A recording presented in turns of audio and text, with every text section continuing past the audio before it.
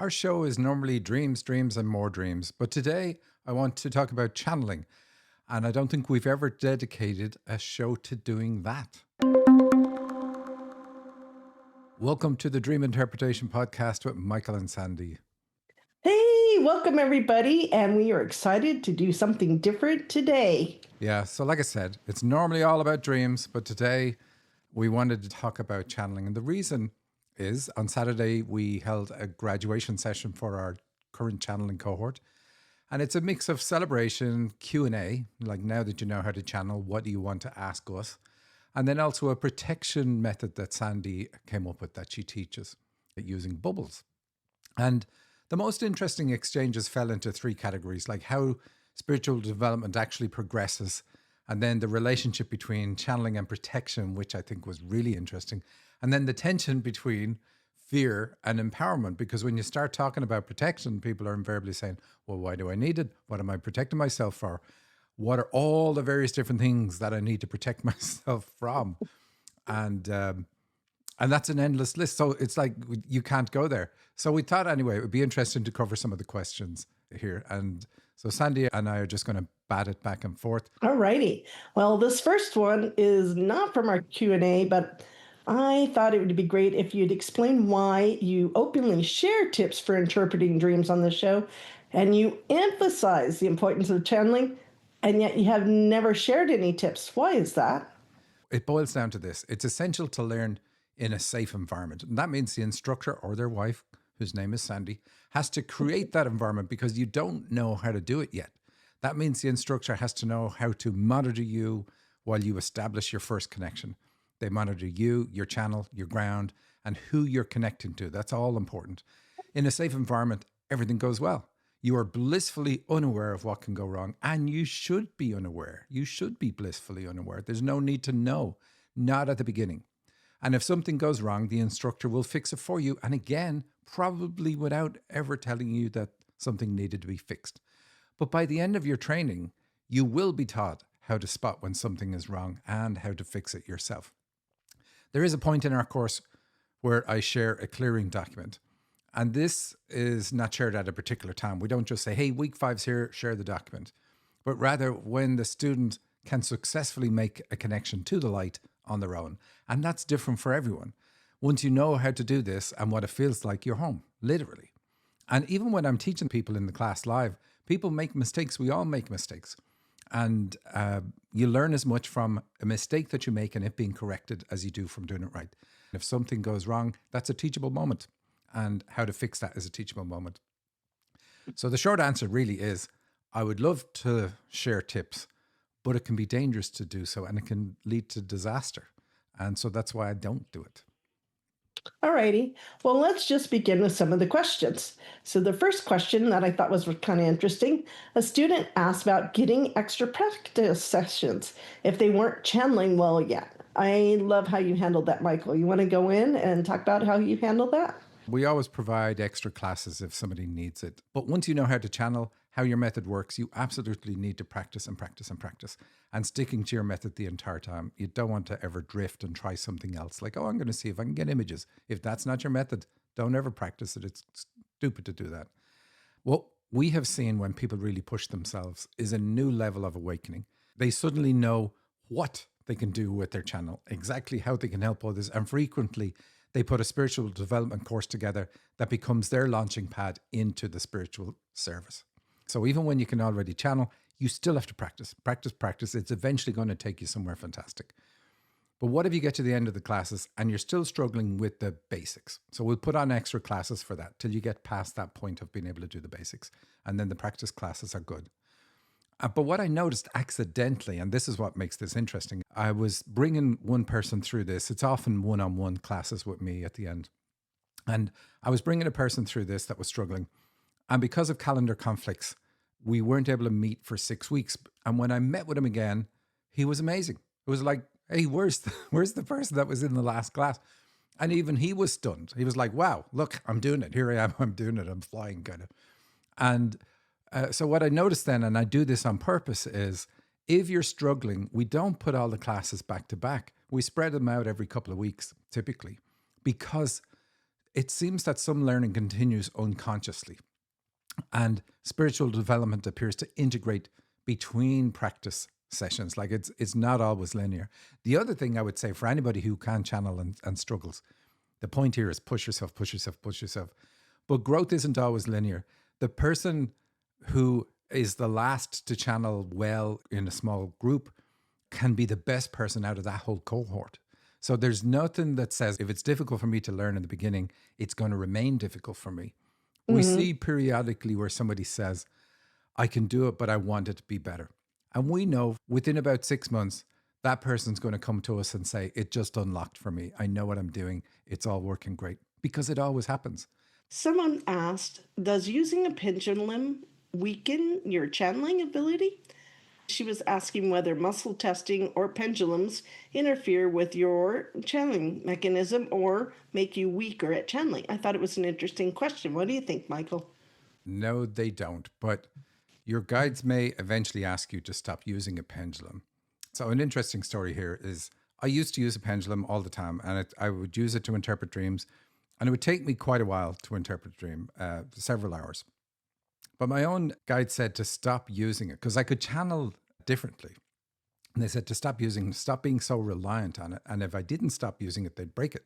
And I'm like, yeah, sure. And so one of these party tricks I used to do was I would get somebody to hide something in a room anywhere, and then I would walk in with the pendulum and it would bring me straight to it. And I was as amazed as the person I would demonstrate this to. It was like, this is cool.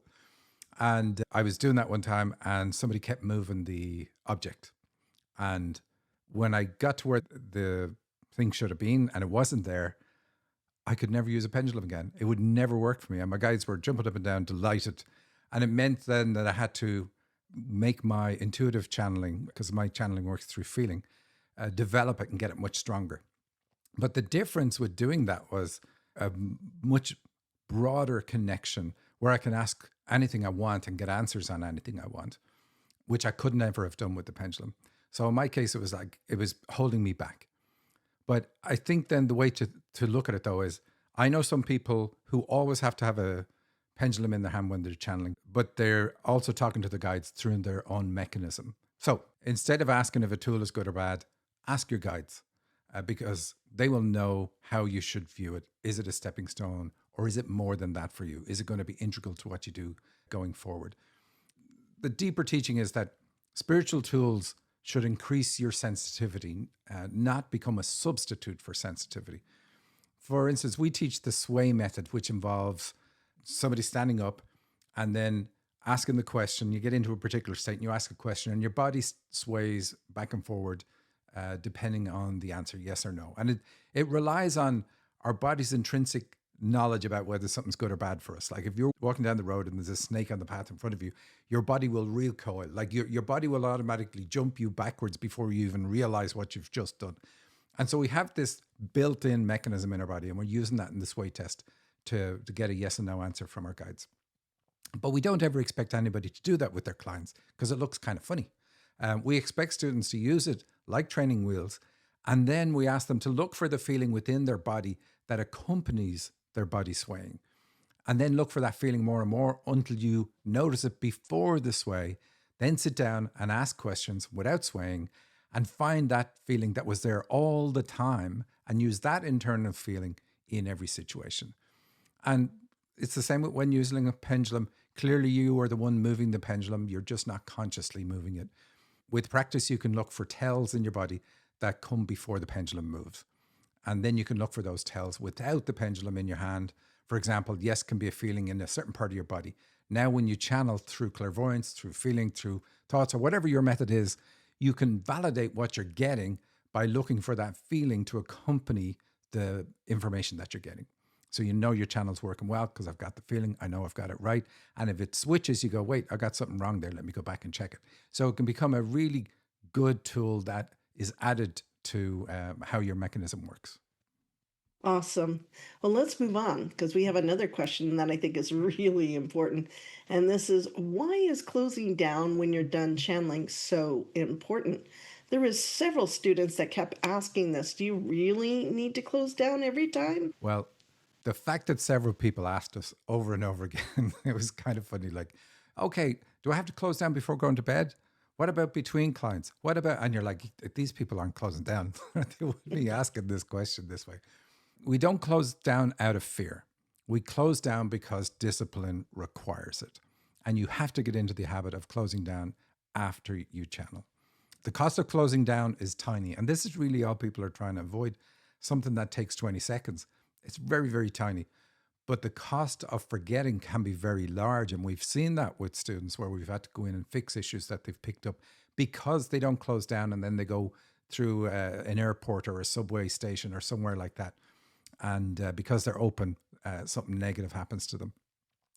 But it's like with any other discipline. It's like locking the door, backing up files on your computer, or wearing a seatbelt. Most of the time, nothing's ever going to happen. But that one time when something does happen and your life is saved because you have the seatbelt, you're glad that you had it on. And it's the same with closing down. The time when you walk through an environment, but that's not good, nothing's going to kill you, but it's not a good environment, you're going to be glad that you've closed down. But the thing is, you'll never know. Because you've closed down, the bad thing doesn't happen. Exactly. So this moves on to the next question so well. Why don't you teach everything that can go wrong? And this arose indirectly during the discussion of protection and attacks. Yeah, so we intentionally don't discuss this in early channeling classes because we don't want to scare people. But if we tell people later, they can become upset that they weren't told earlier. So it's a bit of a teaching dilemma. There's a tension between providing complete information and providing the most useful information. And even in this one session, a student became increasingly worried as we taught protection. For most people, what we teach is all they will ever need. We will also support our graduates with whatever issues they encounter going forward. We also have people join us with a whole host of issues coming into the class. They know it and we know it. And we help fix them. We repair their channel and we deal with the spirits that cause their problems. And the healing treatment that they get is very unique to them. And it would be pointless for us sharing that with anybody else. So here's the thing, in a lot of the cases, we have to channel on how we can help them. We don't know in advance. So cannot teach these lessons in advance. The things that we see that happen, most people, some of the time, are what we have in our clearing document. And timing matters as much as content. We provide a free weekly channeling practice session where we check each participant in turn and we clear them if needed. Hygiene needs to be part of your discipline. It's just what you need to know versus what you could know. And it does put people off. So I think most students never will need anything beyond the clearing protocols we give them. And the protection list already covers the vast majority of situations. And extra protection becomes relevant mainly for public figures or people actively attracting attention like us. We're in environments, we're talking about people who are malevolent and spirits who are malevolent. So it invites that kind of extra level of attack that other people aren't going to get. Going public itself is not a problem, but going public and calling people out, that's a problem. And we do that. What I liked, Sandy, was when we were talking about that, you are focusing on feeling safe and empowered. And protection shouldn't come out of fear. It should come out of awareness and confidence and clarity. Do you want to talk about that? Yes, I do, because it's very interesting. People will start, fixating on the negative. And the whole point is don't go there. You don't need to fixate on it. Just if something happens, you'll know it, you know how to fix it, and you move on. You keep it simple. There's no reason to overthink any of this. And some people just want to go there. So it's like, go back to feeling safe, feel empowered. And if you're going to set up protection, it's not because you're afraid, it's because you just don't want anything to get near you. I'm going to be confident and I'm going to have clarity and I'm going to feel good. So that's what I would say about that. All right. Excellent. So what have we got next? So the next thing is, and this is a good one, how do you know if you're talking to the right guide or angel that is part of your team? And we had someone that asked about that, and there's a question that you have in your clearing document that's relatively new. And the question is, are you invading my sovereign space?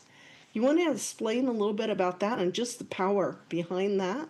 Yeah, so this is a tip we can share. The clearing document that we give is something that I developed a long time ago, and we add to it. It's a living document. So if we find something that's better, we update what's in there and so on, and we distribute it to everybody who's ever done our classes. And this is a new one. And this came from asking our guides, is there something better that we can do? Because we see how people get duped. Like you have your channel open, you're talking to your guides, and then suddenly this other spirit comes along and says, hey, I'm Archangel Uriel or whatever. They nearly always are one of the named archangels, but they're not. The archangels are not idle. They're not going from door to door asking if they can clean your gutters. They are the busiest angels in existence. So they never just show up, but any of these malevolent ones or fraudsters will almost always say that they're an archangel. And we've seen people getting duped by that. And so I have a protocol that I use myself to clear and check my connection. And then I validate who I'm talking to. But not everybody can do that. So we were like, how can we come up with something else that other people can use? And they told us this one. Ask, are you invading my sovereign space? So whoever you're talking to, you say, are you invading my sovereign space? And they said, this question has weight. It sets up what they call a challenge in the spirit world. So it has to be answered authentically. And I've been watching this because we've known this one, I don't know, for about 8 months now, to see, do they ever lie? Do they ever say they aren't when they are? And it's never failed. So there's 2 questions. Are you invading my sovereign space? And they will say yes. And this could be the same spirit who just previously tried to pretend that they are your main guide. And if you know the name of your main guide, you might go, are you whatever? Are you X? And they go, yes, I am, when they're not. And they're lying about that. But they don't lie in the answer to this. And they said, because there's a price to lying in this answer. It's watched from above. And I do find it interesting because the question is not about who are you, it's what are you doing, right? So notice that it's about what are you doing rather than who are you. So they can lie about who they are, but not about what they're doing in this space. And then the other one that you have to ask, if they pass that one, they say, no, I'm not invading your sovereign space. That's good. And then you can ask, are you compromising my sovereign space? So that second will be where they're not in your space, but they're outside it and influencing you heavily from outside. And if they say yes to either of those, then you know you've got a fraudster. And then you need to do something to follow the document to clear the rest of your channel and so on. So those 2 are fantastic. So if you're already able to channel, no matter where you learned how to do it, those 2 questions are absolutely fantastic. And like I said, over 8 months, I've never seen it fail. That's awesome. I love that. That is a great tip. So let's move on to the next one. Let's talk about grounding methods. I find it very interesting that each individual person has their own grounding method when they go through our school. And some people struggle with their unique grounding method because it's not what they were taught before or what they think it should be. So, would you like to explain a little bit about grounding methods and why they're so important? I used to ground to the earth. And then something happened where I realized, hey, every time I ground, I have to do a lot of clearing on myself. This was crazy. You know, I can be quite clear, then ground myself, and it's like I have to do more clearing. And so I discovered I was getting attacked every time I grounded. So I was wondering, is there another way I can ground? And my guides told me about a mechanism where I could just drag a sword around myself in a circle. And they said, what you're actually doing is cutting off the tentacles that are reaching into you of spirits or people who are actually trying to do that to you. And so that's how I ground now. And it's extremely effective. And I'd never realized, hey, maybe that's also the mechanism other people should be using. My ability to teach people how to channel has improved a lot over the years. And I think this is just part of the natural progression of the information I started getting. And so I've noticed that there are 4 main ways that we can ground. One is in a sphere, one is with the sword, another is grounding to the earth as you normally do, and another one is grounding to the moon. And there's a slight variation of the sphere one. People argue with me on this one. They say, oh no, it should all be to the earth. And that's not true. Think about it. You're not even from the earth. But when you ground properly, using the mechanism that you're meant to use, and you're right, you said it, everybody has one. It's not like they say, this is the best one, and if that doesn't work, use this. You have one mechanism. And this particular person had a unique one. So we come across that, you know, if we have a group of 50 people, there will probably be 2 or 3 people in that group that have very unique, they're the only people that ground this way type of mechanisms. The other ones I've noticed is if somebody's gotten messed up before because they've been trained incorrectly or they've connected to the wrong spirits and it's been really bad for them, then they will get me to teach them how to ground to the sun.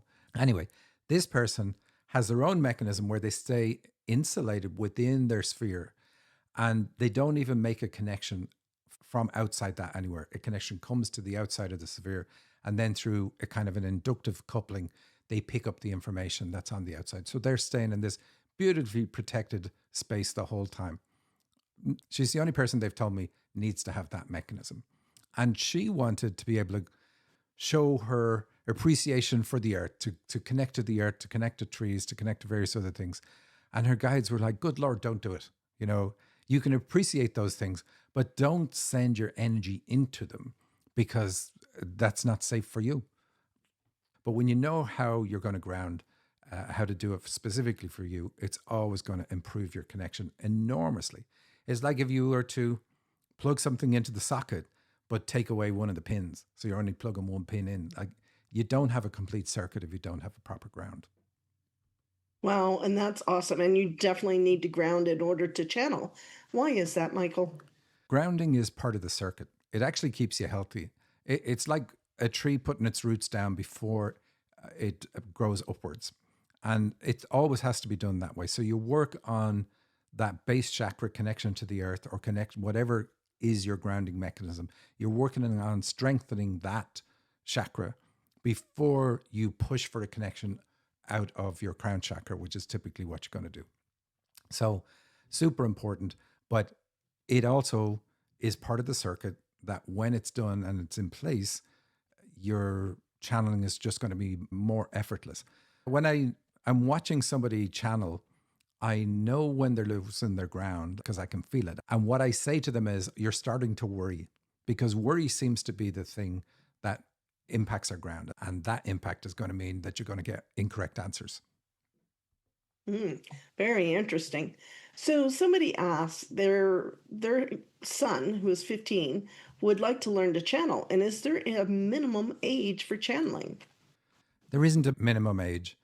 I think in each case, it's individual. But I think if you're going to teach somebody, I don't think it's wise to teach somebody when they're young.